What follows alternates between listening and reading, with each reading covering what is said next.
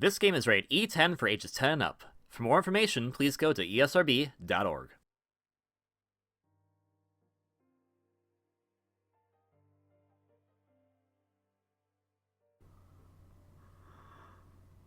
Hello, everyone! Oh, sorry, something's really funny. I can't tell you what exactly just yet, so spare with me for a second. Welcome back to the Tears of the Kingdom, the Tears of the Kingdom logs. I'm Kirby Volt, but you can call me KB. In the last log, we got a lot of batteries, as you can see now that we have blue batteries on our belts. That's what happened in the actual last log. The actual last log that you would have seen in sequential order. On the last log I recorded, I talked about soundtracks for a good chunk of it. But guess what? I thought I was recording log 104 when I was doing that. It was actually log 106. And I'm just gonna keep it in there. So hey, if you watch this log and then watch 106, you'll understand how I'm just kind of whatever.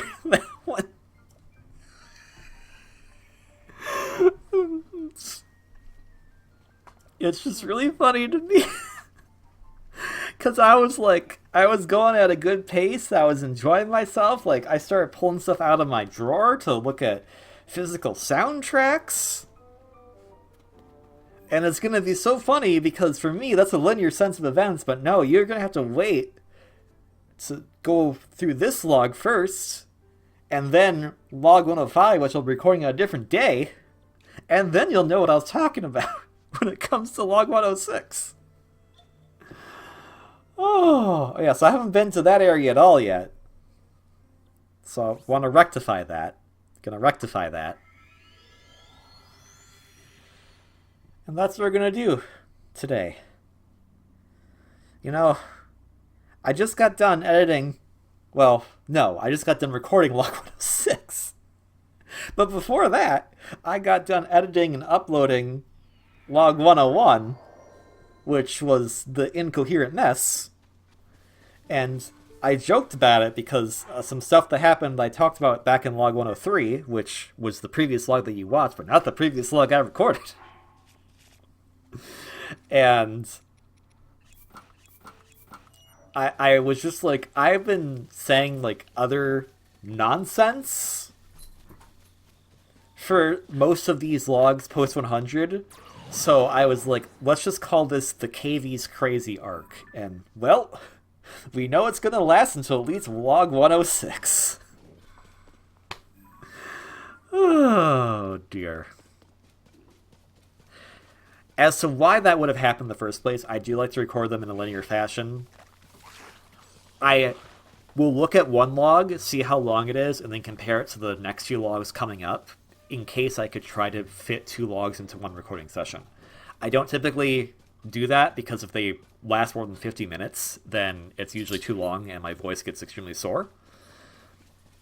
We'll see how I do with this one, because log 106 I think was 48 minutes, and this one is 49, I think. So it's still going to be a bit taxing my voice, but I might as well do it now while it's fresh in my mind of like, hey, I just recorded the wrong log. There's a Korok here. Yaha! Oh, missed that one though. So let's focus now. And the recording, like, I started just like, whatever. Past me is just climbing some walls. I'll start digging some stuff out. But in back man, I was like, wait, don't we like fight a major boss in log 104? From what I recall when I was looking at the footage. And we do. I was just recording for the wrong log. As for what's the major boss fight we're gonna do, well, it's not this. This guy needs to reach his friend, and he can stay over there. Think about what you did.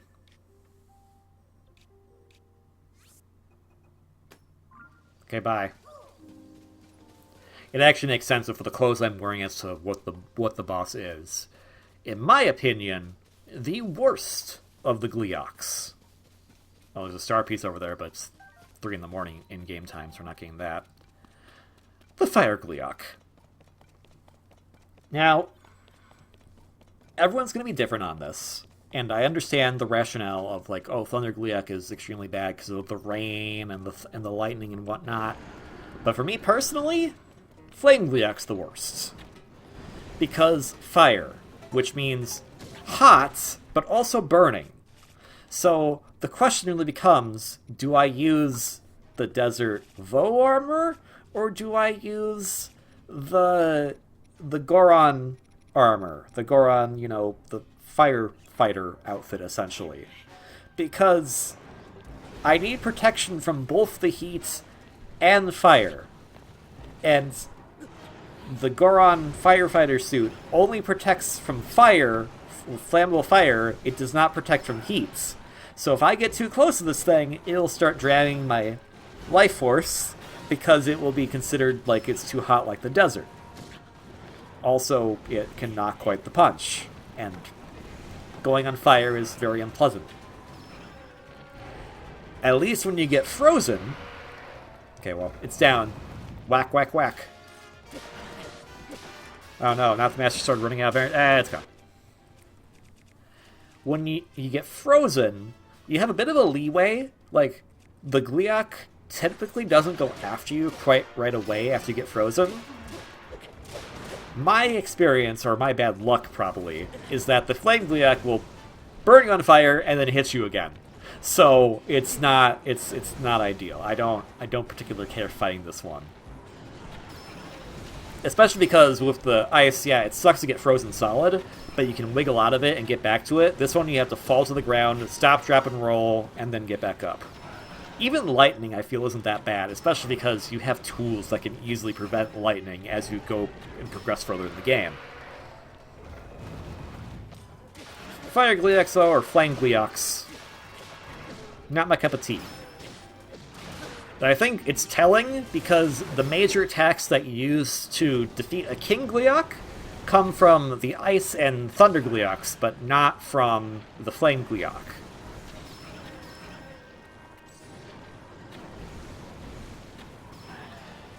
It's also especially annoying just this location in general, because it's just a long, narrow hallway, essentially.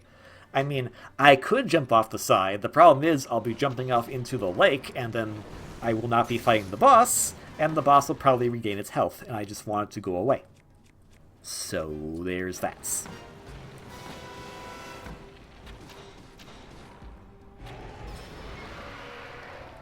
Let's see if we can get down to half health.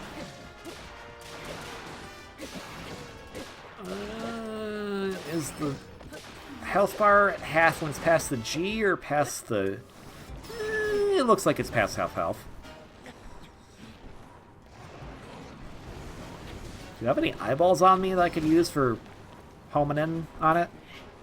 That would be very helpful. I mean, I guess it works both ways, in your favor and against you, that this is just a long, narrow corridor, because if your aim is true, you'll hit them. But also, they don't have much to spread out their attacks, so they can easily hit you. Oh, we're doing the rising up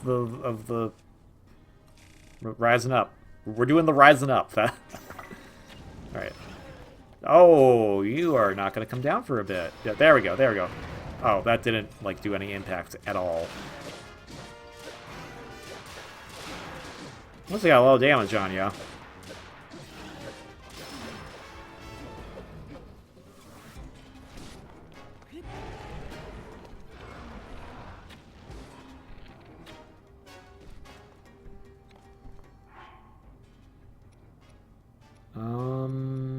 Yeah, but what other...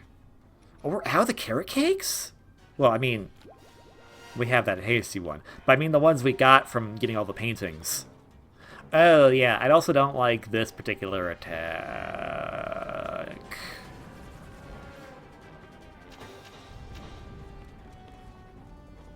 It's like, what do we do again? We just run away from the big giant fireball?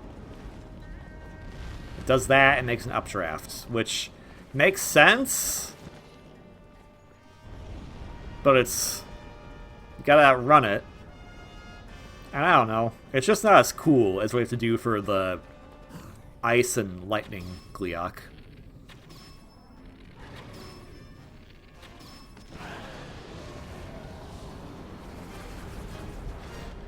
I find... it's funny. I find this the hardest Gleeok to fight. Also, I find it the most uninteresting. Wait, how does that work? Well... I don't find Muktarok very interesting, but he's definitely the most annoying boss to fight of the dungeon ones. That's for sure. Oh, that's bad. That's... Ow! Thank you, fairy!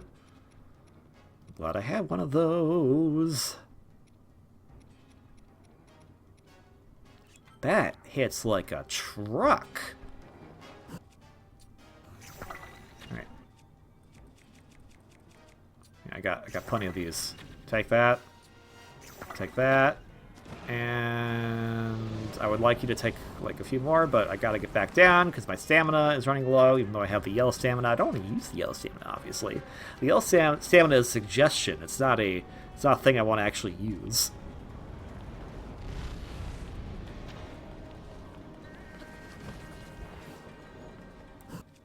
Is it? Oh dear. It's not gonna start storming out, is it? I mean, shouldn't the rain help me in this case? Shouldn't the rain, like, put the fires out on their heads? Oh, no, that's not. There you go, nice. I think I'm right in the eyeball there. Ooh, and that was a nice big impact there. Let's see if we can get this taken care of. Uh-oh. And it broke. Okay.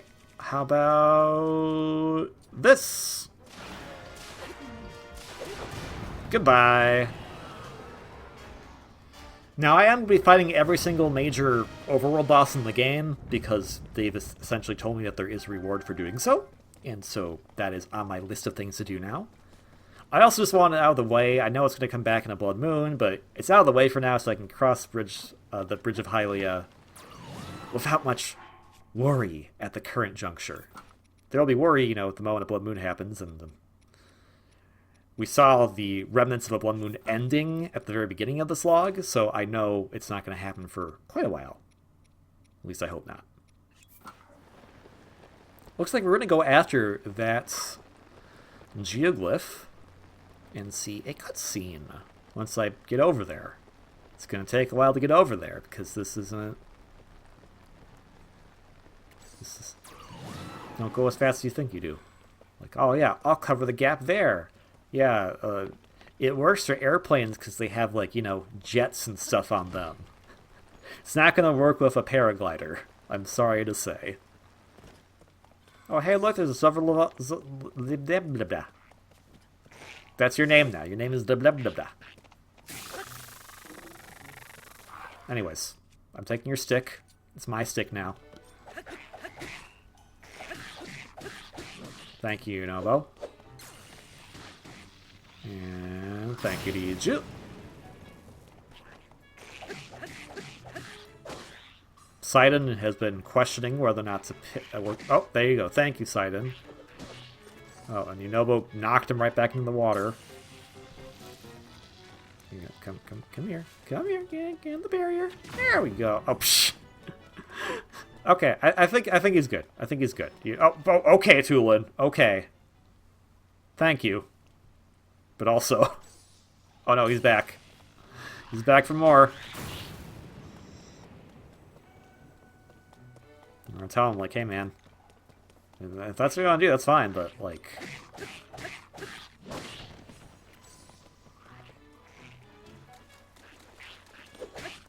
Thank you, Riju. Yeah, everyone contributed to this battle. Especially this gnarled long stick. It broke.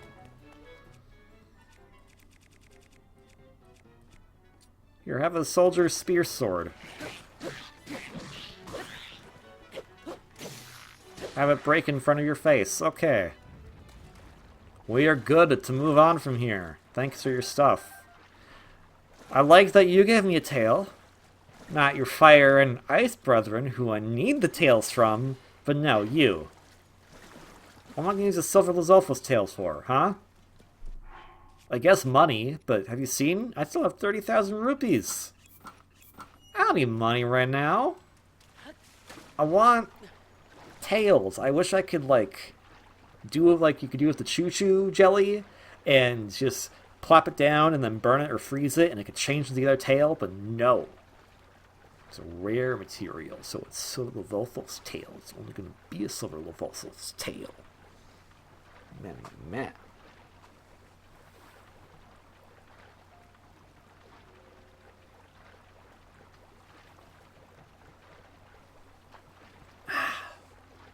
Water's good. I don't know why Link eventually starts drowning in it, but water's good.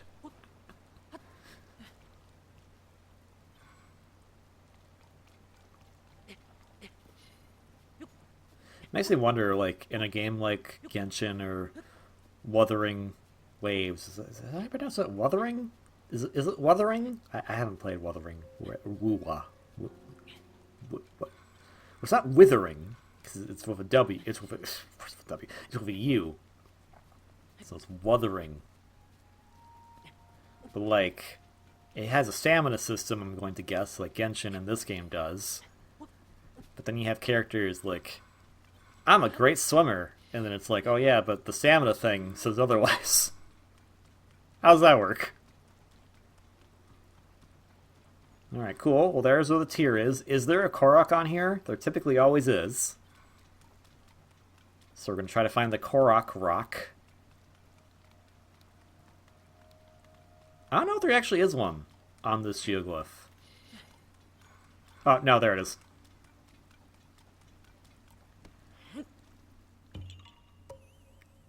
Yahaha!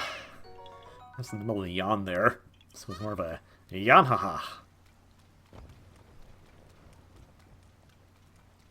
And there's where our actual tier is. So let's go get another memory and hope that it's the memory that I need to figure out what's missing.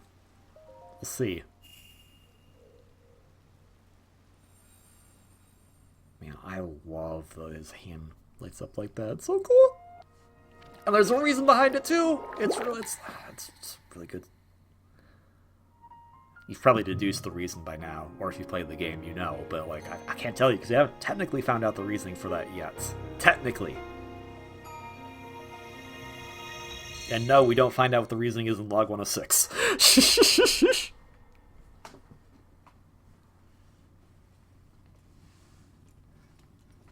Look at those guys. Like in their weapons and everything. Look at the guy's hair with all the yellow highlights. Sonia. Oh, right.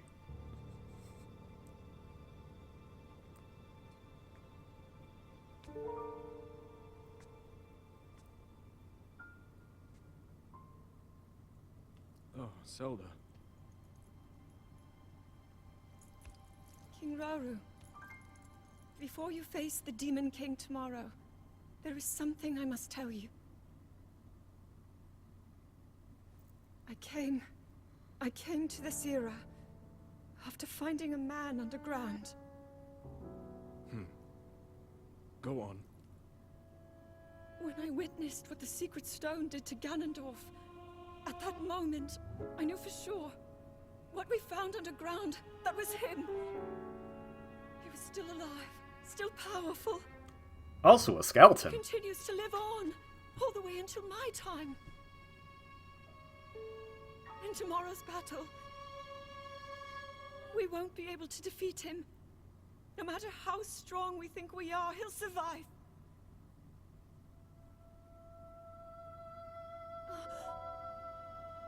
And you will.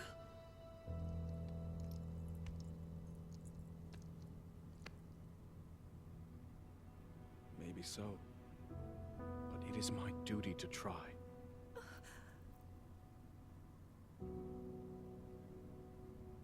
It was my hubris that set us on this path. I must atone for my error in judgment. I'm being quiet right now because I actually really like this And cutscene. above all else, I remain the King of Hyrule. As with any leader, it is my duty to safeguard and protect my people, even if I must risk my life. Rauru. And if it proves impossible for us to defeat Ganondorf, we rely on your knight and that legendary sword he carries. Our last line of defense will be Link. But remember, that was a future where you never appeared in this world. And you are here now. Zelda, I believe there is a reason you were sent to us. It has to mean something.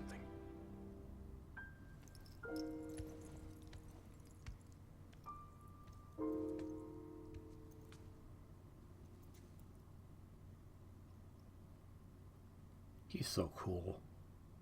The reason I am here.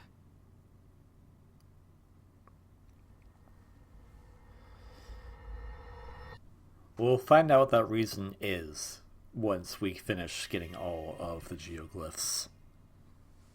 For now, though,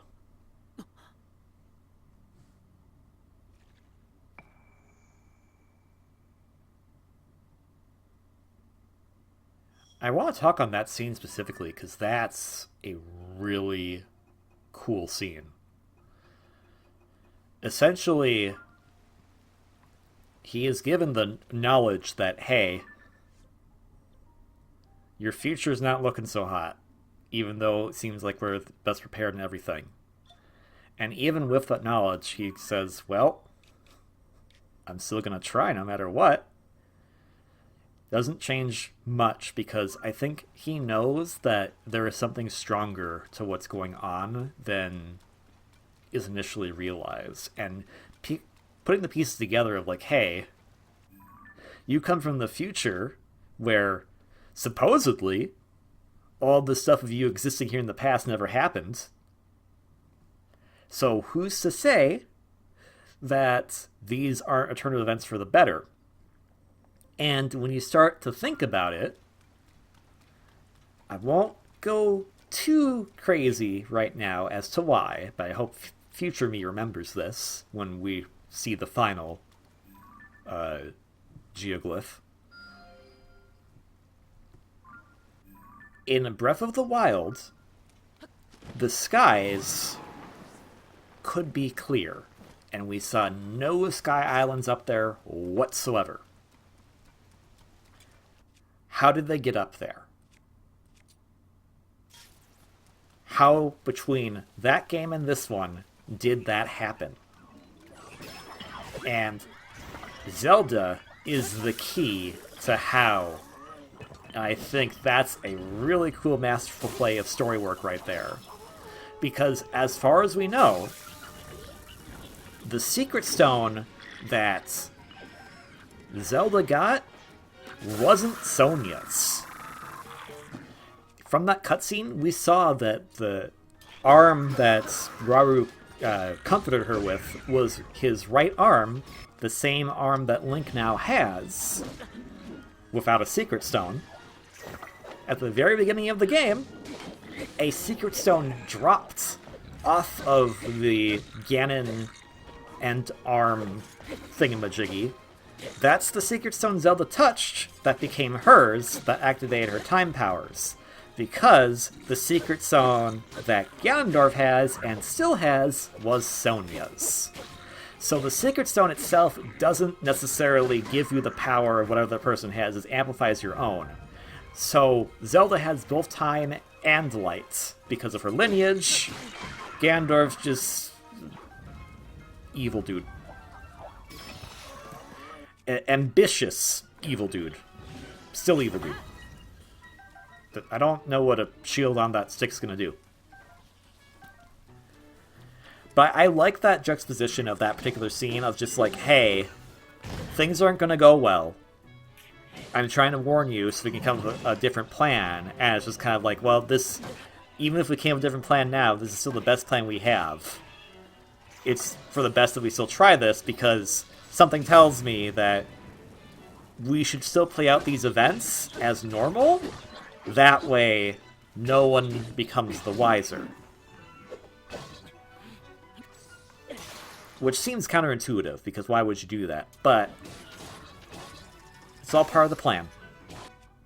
All part of the plan.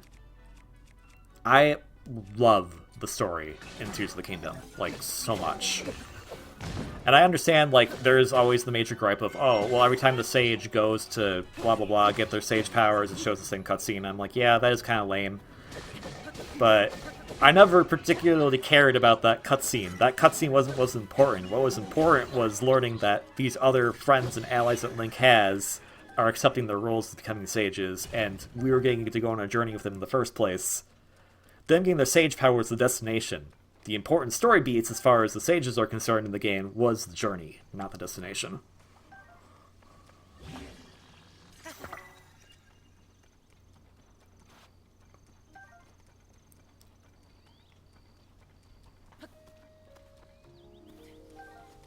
I know it's probably like, but I want to learn more about the past sages. And, like, I get that, but they're not what's important right now. The past sages aren't that important compared to the modern-day sages, because those are the actual bonds you made.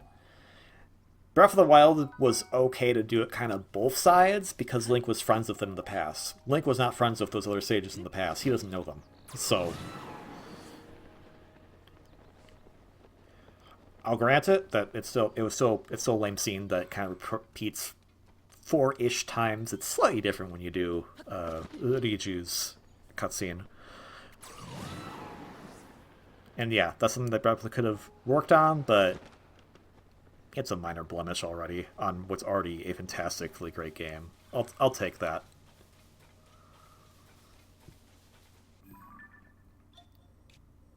And there's more cutscenes in this game than there was in Breath of the Wild 2, so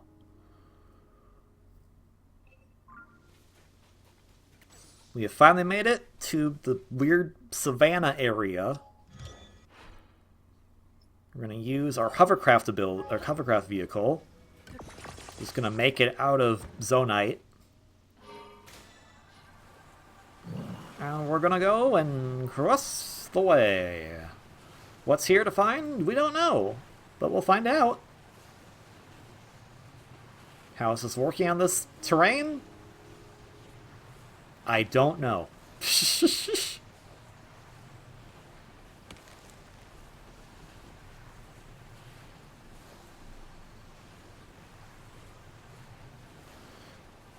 I touch upon it a bit in a future log, but I'll say it right here. Like, I feel bad because I know when I'm talking, my brain has to, like, it takes longer for my brain to catch up with what I'm talking about, so I might not be saying the most coherent things, which it sucks, and I know it's extremely annoying, but that's just kind of how it is for me, and I don't, outside of, like, proper mental training and whatnot, I don't know how you could do that, especially when a lot of this conversation is typically usually improv. And when I'm conversing with others, like, I always feel like I need to be quiet to let the other person talk, but if the other person never lets me talk, then I have to feel like I need to get in and say something. And then I feel rude, especially if the other person feels bad that I interrupted them. And I'm just like, man, I don't know, like, I don't know what the right thing to do is. I want to say what I want to say, so that my point still gets across before the subject changes, because conversations change on a dime just like that. But I also want to be polite and let other people talk until no one else is talking. But I never know. And I bring that up because I had a discussion on a friend's stream a few days ago where we were talking about the story in Tears of the Kingdom, and I said I was a Tears of the Kingdom apologist as far as the story goes, and that was wrong. That was not what I meant to say. I meant to say I prefer the story in this game, just straight up. I think it's a better story than Breath of the Wild. They're both fantastic. That doesn't mean that one is necessarily bad. They're both good. But for me personally, I think that the story and themes are much more prevalent and interesting in this game compared to Breath of the Wild. And I'd have to, like, ruminate on it more to fully articulate my full thoughts on it. But I've played Breath of the Wild twice. I've only played this game once, so I definitely need to play it again. But I think through going through this process, I've definitely re-exposed myself to it quite a lot, and I'm usually a lot happier when I'm thinking about this game. And that might have been just due to some stuff that happened when I was actually playing Breath of the Wild for the first time. Like, it sucks, but you can't really just isolate a thought without all the context around it. Like, famous example I know of is that one of my favorite games is Kirby Air Ride. A pretty big streamer that I like to watch their content, they absolutely hate Kirby Air Ride. Not because Kirby Air Ride's a bad game. It's because it's one of the few games that one of their exes wanted to play all the time, and their ex was kind of a jerk about it every time they played. So that memory is associated with that game now for them. So it sucks, but I understand that rationale as to why they can't really look at it from an objective viewpoint. Because, like, it sucks, but especially when it's not something that's particularly going to be harming others, whether or not you like or dislike a game is not going to really harm someone, hopefully. I think that's fine to be like, yeah, whatever. Especially when it comes to being objective, because life isn't like that, unfortunately. That's just kind of how it is. There's going to be reasons and rationales that don't make sense to you personally, but make sense to someone else. And in that case, like, I perfectly understand why that person does not like Kirby Air Ride, because I understand that it's the same reason I don't like Smash Bros. Melee. I mean, not the exact same reason, but it's a similar idea. I don't know what vehicle we're trying to craft right now.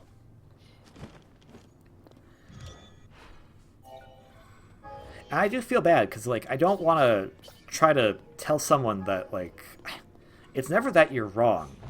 It's never that you're wrong when it comes to stuff like this. Especially because it's a video game. It's not that big of a deal if you don't share the same opinions on it. It's not that big of a deal.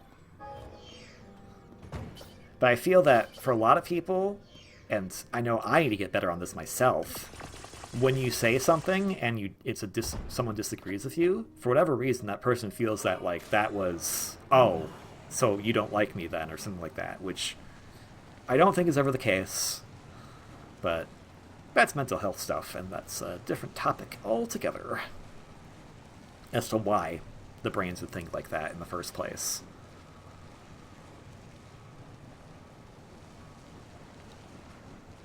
Anyways, why are we still touring around here? Just get some key eyeballs, I guess? Oh, there's some skeletons. Eh, go away. I don't care. I don't care, man. There are legitimate, serious topics to be upset about and to have, in my opinion, morally correct choices about. But it's rarely going to be whether or not you like a piece of media. It is still technically art, and art is always up to interpretation.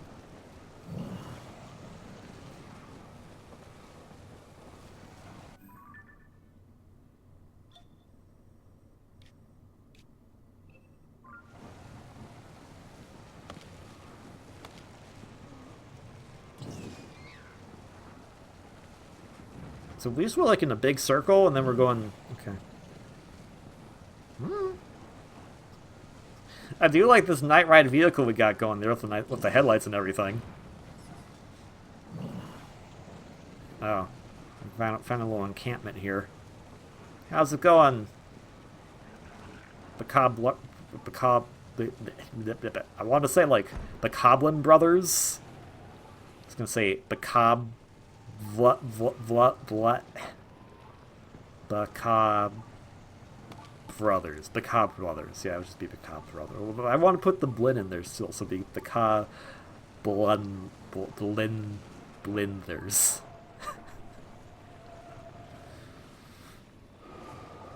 Aww. Those wheels can't go up the wall.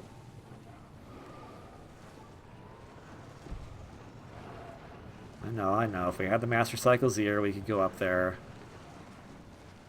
I mean, if I just use big wheels on this, we could also go up there, but...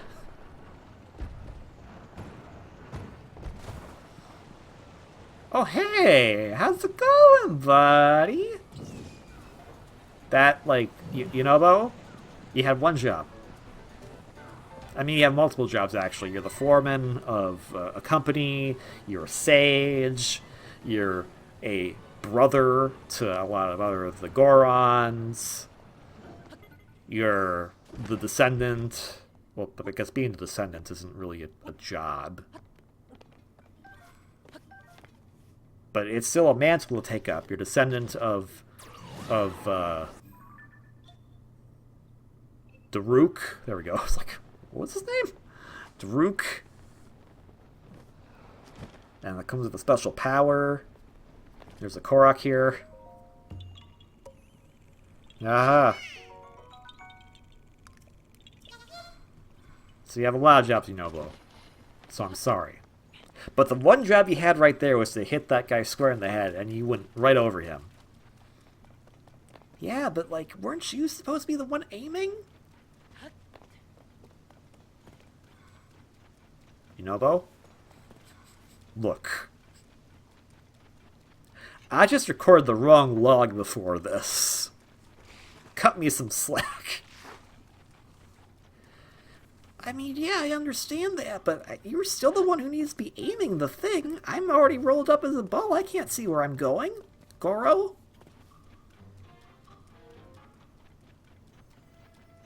Okay, I'll do better next time, Yunobo. You know, I'll try to do better. I need to do better just in general. In life. In the game of life. In the game of life 2. As a person. As someone who likes games. As someone who likes physical media. As someone who likes Kirby. As someone who likes Zelda games, for the most part. As someone who wants everyone else to be happy and for them to not be screwed over by the world. I need to do better.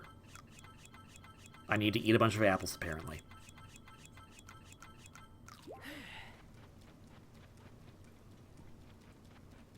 Because we're gonna go raid this pirate ship. This is extremely funny in hindsight, but I won't tell you. Oh, hey, wait! Hold up, hold up, hold up, hold up! Hold up, hold up! There's a bunch of folks over here. What's going on? Hey, I started fighting them. Yeah, I'm the missing swordsman.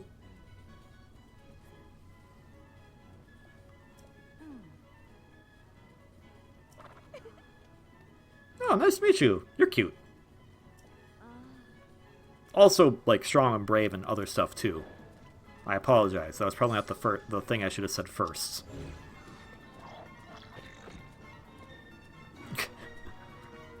Just give me a moment, Bokoblins. I'm just busy making a bridge here. Dang it. Did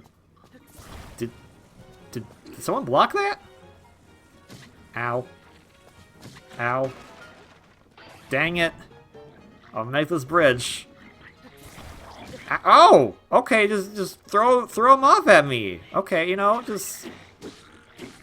That wasn't very nice. I'm trying to make a bridge so we can all come across and, like, meet in the middle and have a good talk about things. Like, you know... Which side of the bread we like our butter on and whatnot. You know, that kind of stuff.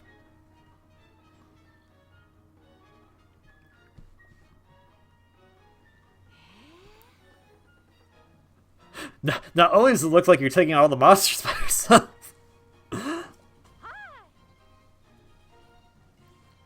Flaxel's crew, I think, is probably one of the stronger monster suppression squad crews in the game.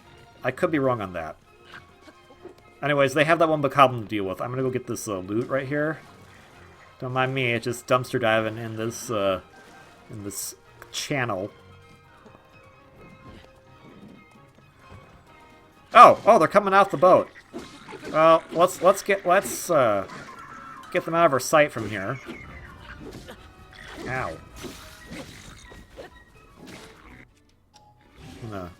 Oh, I'll put your horn on there. There we go. Oh, hey, I want to talk to you. Well, I wasn't trying to. I was trying to do something else. Yeah, whatever. Runs low on energy. It's fine. We got backup plans like this.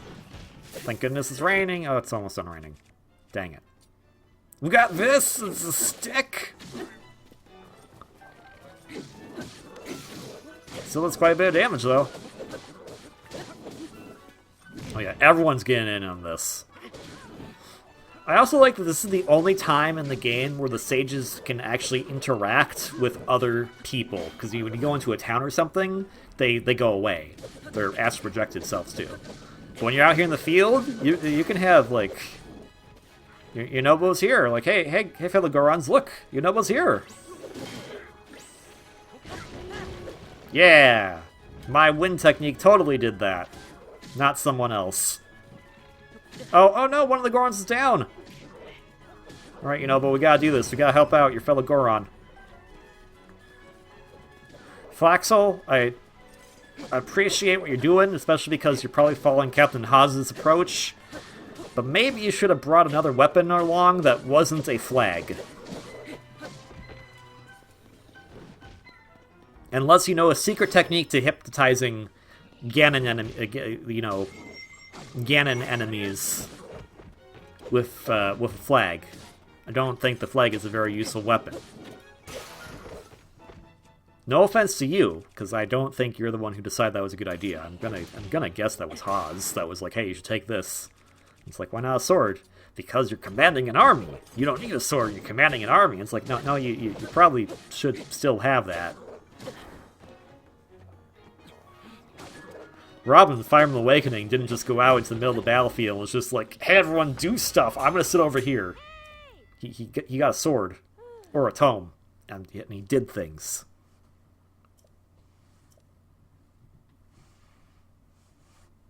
Except for the chapters you don't have to bring Robin with, which is actually a lot of them. So maybe he did do that, depending on on your playthrough.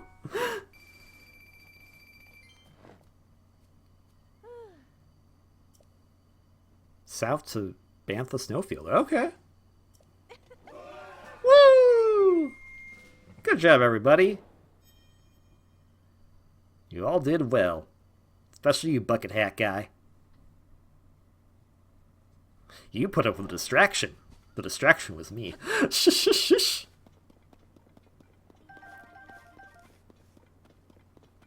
So the funny thing about this is that log 106, we actually come by this boat again. And I go, oh boy, we'll probably come back here when we do the liberation with the Monster Suppression Squad. Not knowing I was on the wrong log, and we already did it!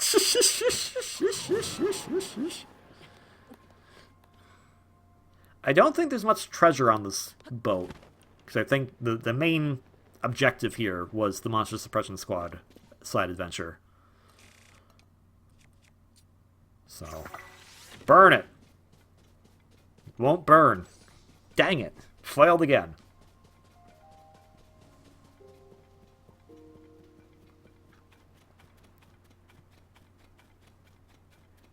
I got the Tears of the Kingdom soundtrack, and it's pretty cool. I haven't listened to a lot of it yet. It's going to be really weird when I go to record Log 105, so I'll probably listen to more of it then, and then Log 106 will happen. Did I already do this? I did not. Hey, Addison. How's it going? Where am I? There they are. Yeah, where's my 2x4s? I don't think they're actually 2x4s, but that's what I'm gonna call them. Put that in right there. What do you mean it doesn't fit? Okay, fine. We'll put this in right there.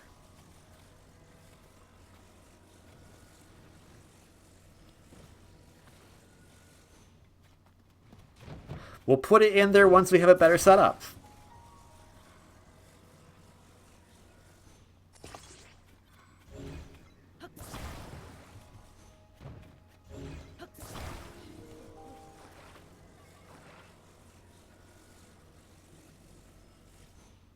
Okay, okay. Good progress, good... Oh, uh-oh. SpaghettiOs.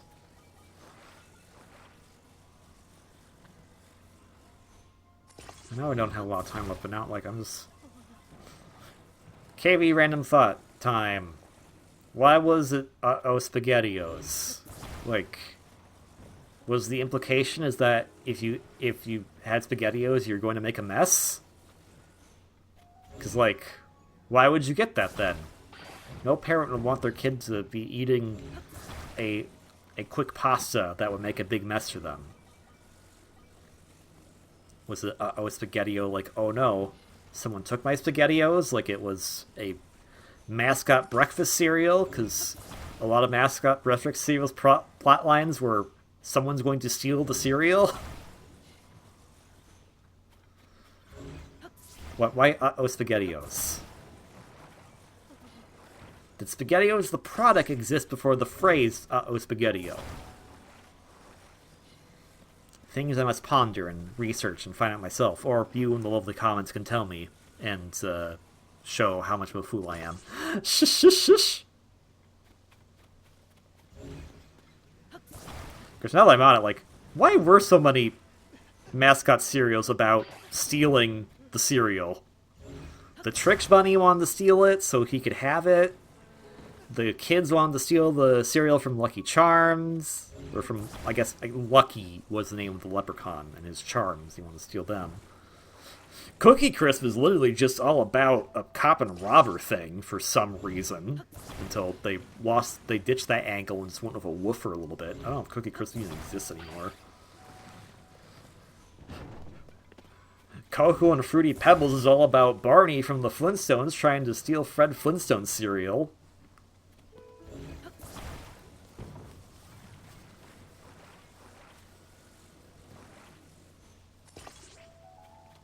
Back in the day, Cinnamon Toast Crunch is about how the adults couldn't understand Cinnamon Toast Crunch, which I guess wasn't really trying to steal the cereal, but they wanted the insight, and they weren't granted it. I made this thing sturdy as heck, Addison.